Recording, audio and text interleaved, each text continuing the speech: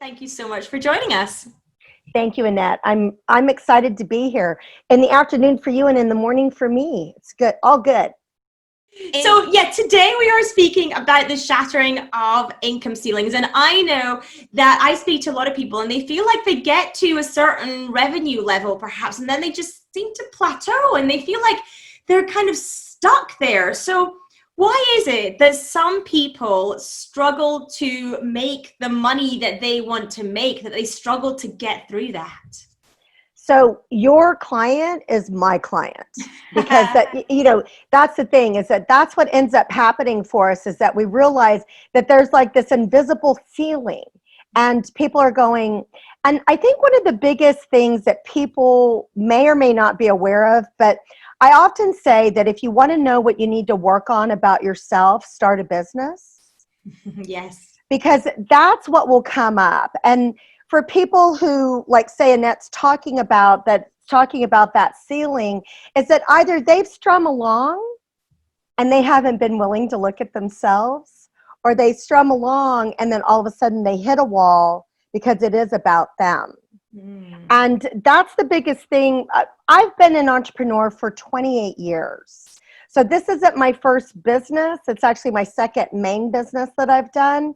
And one of the things that I found about myself, just by accident, and that was before I had this company, was that because I had a 7-figure sales company. And so I got to I had the luxury of being able to take time off and go to these, deep emotional digging, retreats. And the one thing that I was doing that for myself, but what I realized is that typically when I was done with that 3 to 5 days, all of a sudden my income would double. Like it just happened. Like it would just happen. And it was not the reason that I was doing it, but I was seeing that trend. And of course I had contractors that worked for me. So it wasn't just about me, but being that it was my business, it was about me. And if I can set that, so I became aware of that. And then when I decided to do this business like 14 years ago, I just love working with entrepreneurs because you're my peeps. I get you. I love you. I understand your pain. I understand where you're at. And people would just work with me and they would come for other reasons, but they could quantitate, they could know they felt better. They could know different things, but all of a sudden they would realize I'm making more money. Or I have this guy that I worked with that was a commercial real estate developer. And he was like, because men are very cut and dry. Like women kind of have to feel into it, look at it. Men are just like, this is, proof is in the numbers. And he was like, deals are going through. Financing has been approved and it's been stalled for months. And the only thing that has changed is that I've worked with you. And I said, well, I told you that would happen. People started specifically coming to me for that. And I love that because I think money is important. As I say, money's not, one of my favorite sayings is money is not the most important thing, but it touches everything that is. And if we're going to put the effort into it, we want to be able to quantitatively measure, especially in the beginning, especially the first couple of years, you put a lot of time and effort into it. So we want to be able to be rewarded for everything that we've done. Absolutely. And people know what to do. People know what to do in their businesses. So how do we get unstuck? Is it taking that path of self-discovery and that journey of finding out more about ourselves? How do we actually break through that?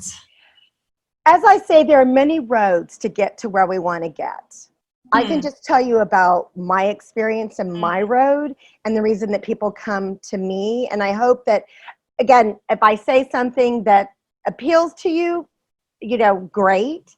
One, I always find that reading, if we want to start off something simple, reading a good book, right? So reading a book that just talks about getting outside of our comfort zone. One, you got to be able to willing to get out of your comfort zone. That talks about getting into your zone of genius. Maybe you're aware, I'm not so good at delegating. I'm not so good at different things. And then reading a book about it, because then you'll have some awareness. Like I happen to love like Eat That Frog by Brian Tracy, because as I feel, as we've gone into the quarantine and as people are working from home who aren't entrepreneurs, but a lot of entrepreneurs have been in those shoes, it's like we understand that time management is more of a challenge when you're working from home. People think it's easier, and in ways it is, but in ways it's not, because there's a lot more distractions, believe it or not, at home than there is at the office. So, and even some entrepreneurs know that about themselves, which is why they rent a space. They'll go into an office space because I need to be I can't do that at home. Like they know that about themselves. So those are different things. Like I used to have a friend who said, know your weaknesses and pay somebody well to do them for you, right? So you can't change anything if you're not aware of it. So reading a book, listening to an inspirational person.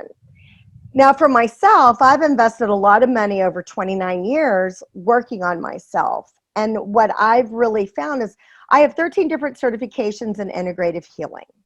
That's just because it's my area of interest, and I just am fascinated by just all sorts of woo-woo and holistic and everything else. I'm fascinated. But there is a direct correlation between that type of work and what can happen for you financially. Now, it's not necessarily, so what I say with people, it's like with anything, because for many of us, one, you need to have a coach of some sort. I used to think that was BS. I'm going to be honest with you. When I first started my business, and I would hear people say that, like, oh, I work with a coach. And I'd be like, oh, it's just because you're a coach and you want me to hire you. Like I just thought that's what they mean.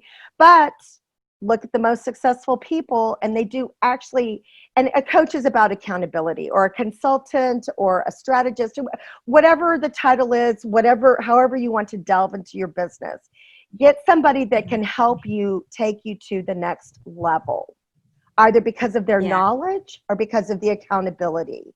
So if you truly want to, what I say, oh, you can hear my cat in the background. What I always say too is that you can't expect people to spend more with you than what you're willing to spend on yourself. So when we love that. Yes, because you have to invest in yourself. You have to set the example for other people. And people aren't just paying you for your time. They're paying you for what you know, what you've experienced, and what you've learned. Because people go to coaches to cut down their learning curve. And that's where the value comes. So, and you want to vet somebody, like, where have they been? Do they work with somebody? What have they done in their business? Because let's face it, right now during the pandemic especially, everybody's an expert, everybody's throwing a shingle up, and you're like, So I say, learn from the mistakes that you've made in the past. Everybody's hired the wrong person once.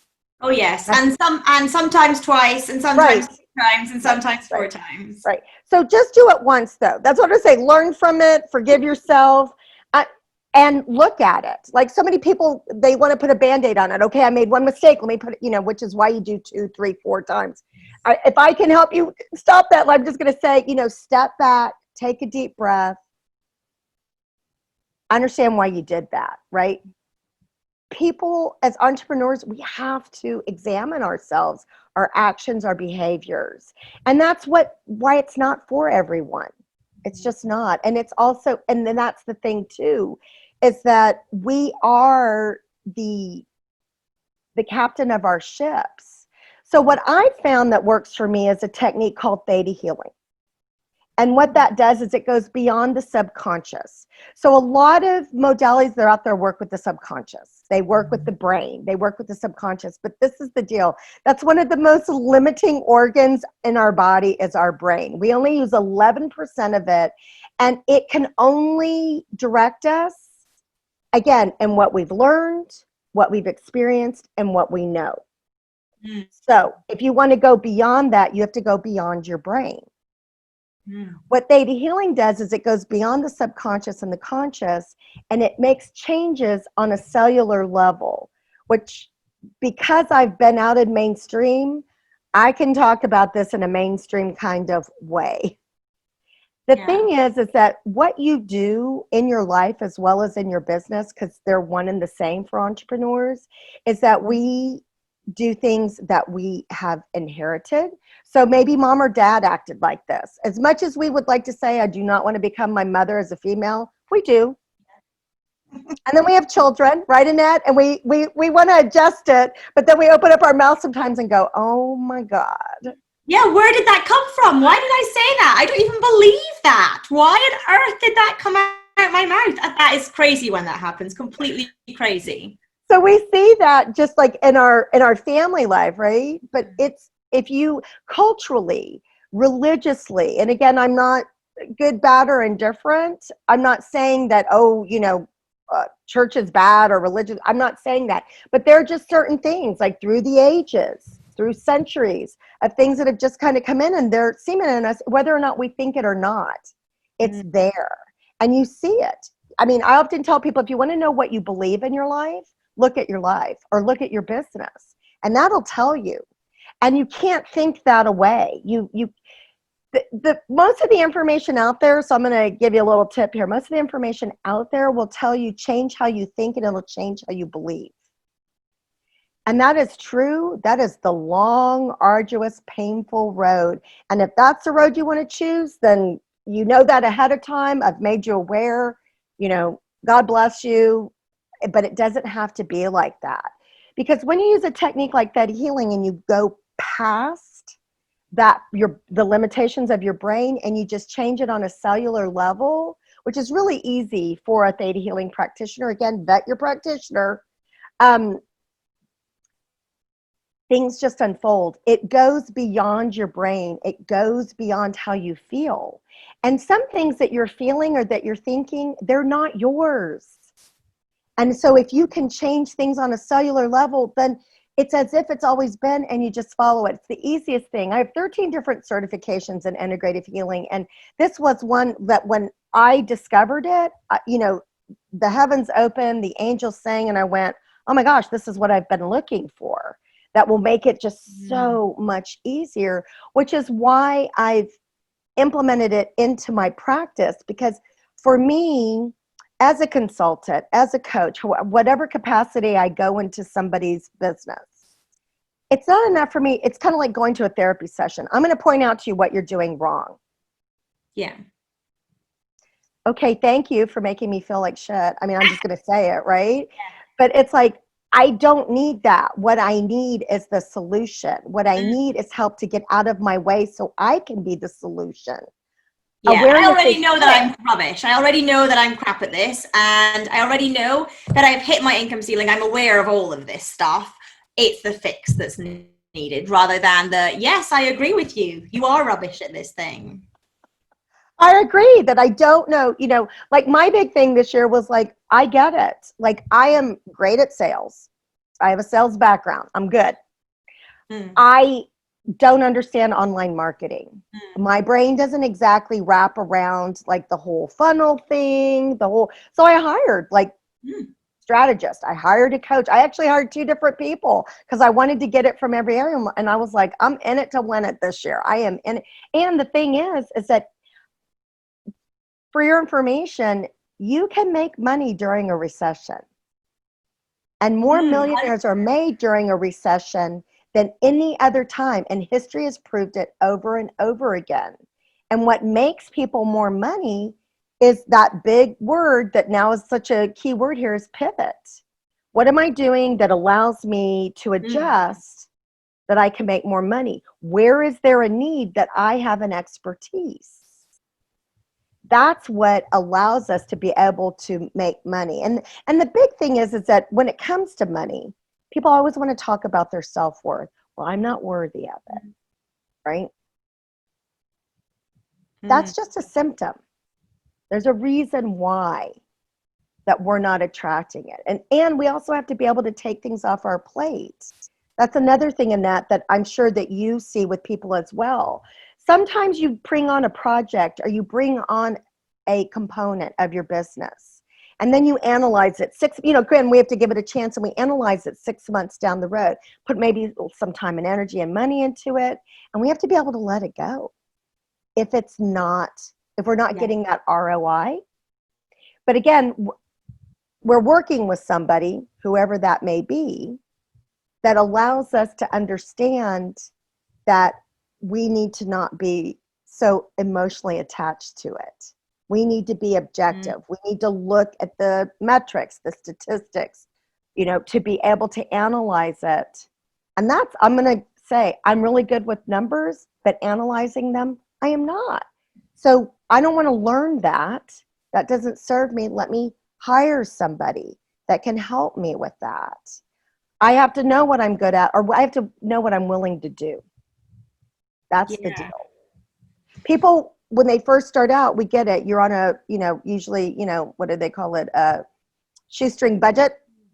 And you've got to be able to do it all. But we have to take that leap, which is like a leap of faith, to be able to have somebody that we invest. Like, it feels a little tight. That's common. Like, if it doesn't take your breath away in an investment that you're making in a coach, you're not hiring the right coach. I'm going to say that right now. Yes. Yeah, I think hiring a coach actually should feel a little bit scary. And feel like, oh, I'm stretching. But this is the thing. You're either going to rise to the occasion. It has to hurt a little. Not like, oh my, but it has to feel a little uncomfortable, because then, I don't know about y'all, but I don't like to waste money. So I'm going to do whatever it takes in order to make, to make it worth, ROI or ROE. So return on investment or return on energy, however you want to put it, so that it does that. And these are the things that when you work with the right person, when you've vetted them, they're going to help you expand. Now, what I have a lot of coaches and consultants that bring me into their programs so that their clients are easier to work with, so that all the blocks and resistance will go away, because I can do that in a session. Nice. Like, I can get somebody out of their way. A lot of people won't even realize, like, it's that easy. Like, they feel lighter, they get out of their way. They even call in more opportunities, that type of thing. Because it's that thing, like, am I aware? Yes. Am I saying what it is that I want? Do I have the clarity, intention of what I need and that I want? Most people don't, and their lives are in their business. And then once I state it, once I think it, am I aware when it comes? Yes. Because a lot of us have those expectations of what it looked like. Like, we want it like in a box, tied with a bow, with the card to us, so that we really get it. And sometimes you just got to clear it so you'll be aware of it coming in. And that's the big thing. What I do for people is I allow to, like, clean the slate, so then they can move forward and not be their worst enemy, not be doing that self-sabotaging. Because it just happens, Annette, right? We reach a certain point, and you've invested or you've made some mistakes. You're going to do that in life as well as in your business. Just there's the there's the foreshadowing. It's how you bounce back from it. It's how you overcome it. It's what you learned from it. So many people, because of what they've gone through, make a mistake and they're done. Yeah. Or they, make that mistake, and because they're not willing to assess it, what they learned from it, why they did it, they repeat it. Yeah, absolutely. Brenda, I have a huge list of things that you have kind of highlighted that people can do to help shatter the income ceiling. I've got reading books and listening up on it so that you can get outside your comfort zone. I have having a coach, consultant, or strategist to get support and accountability. I have got that you cannot expect people to spend more with you than you spend on yourself. Number 4, examine your own actions and behavior. Number 5, making changes on a cellular level, getting to that root cause. Number 6, pivoting if necessary. Number 7, let go of what is not working. Number 8, hire where needed, where you have gaps. And number 9, that bounce back ability, and having the ability in that bounce back to review yourself and assess how you have behaved so that you can change things going forward. Is that a good summary of I sound brilliant, don't I? That's like great advice. I'm gonna have to listen back on this. Yeah, you'll have to re-listen to your own interview. My words of wisdom, right? But I really do walk my talk. The reason that I say these things is because these things, and it's so funny because they say that the most successful people listen to books, right? Or they read books. Well, I realized I'm not a reader, but I'm a listener. Interesting. And when I made that discovery, it was really helpful because I thought, well, I'm successful despite that, right? But when I started doing that, it allowed me to, because books really do allow us to see where our blind spots are. They do. I am a big reader of books, and by reader I don't only mean reading physically. I listen to Audible, I listen to a lot of podcasts myself, so I consume a lot of information around lots of subjects that I want to grow and expand in. So I am also a massive fan of books as well, and using that in whichever medium that looks like to expand and grow as well. And also, like you, huge fan of getting support in terms of coaches, consultants, mentors, those kinds of things too. Brenda, this has to speak to you and learn some of these tips for shattering our income ceilings. Brenda, where can people find out more about you? Where can they connect with you online? I always tell people, like, if you have any questions about what I do, whether or not I can help you, because my thing is that I've been self-employed for a long time, so I know if I can't help you, I know someone who can. I can make a recommendation. So I always want people to know that if you contact me, I'm not going to try to sell you on something that you don't want or need. That's the deal, because I wouldn't want that to happen to me. So if you want to have a conversation, find out how I could help you, or if I can't, possibly who I would recommend, it's chatwithbrendab.com. So www.chatwithbrendab.com. That's my scheduling link. We can have a little half-hour convoy, either via phone or Zoom, and ask away. Anything that I've said that you want me to expand on, I would love that. I tell people, one, it's like starting off the day right and ending it right. We can get some of our best answers and just stepping back, which is usually like right before we go to bed. For me right now, I've been getting my most profound answers while I'm doing dishes, right? When we get into that motion of just, presenting something that we want and then clearing our mind. So that's sometimes easier said than done. So I have a little meditation, and we're going to put a bit.ly link in, because right now I'm redirecting to a different platform and it's not quite there yet in the redirection. And but it's 1 minute, and I call it the Draw Income to You meditation. And you just listen to it. It does have like a little MP3 that comes with it that explains like how to utilize it. But take like 1 minute first thing in the morning, 1 minute last thing in the evening, to get yourself in that frame of mind and to start clearing some things. And what is your intention? Is it that you want to draw income to you? Great, let that be your intention with it. If it's a healthy relationship, whatever that is, like, I know we're talking about business here, but maybe that's not what you're wanting right now, or maybe that's not where that balance is for you. Maybe it's self-care. 2 minutes a day, this will enable you to start putting some self-care into place.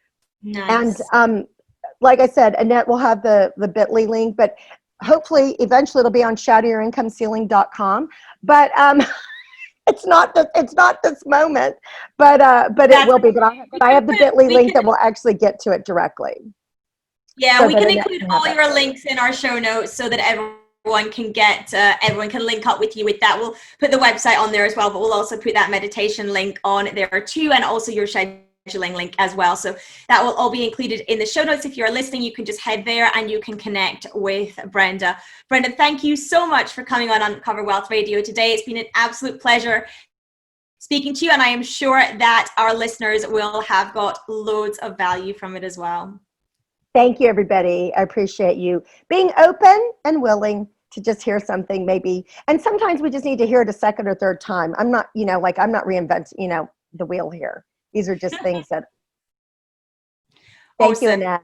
Thanks, Brenda.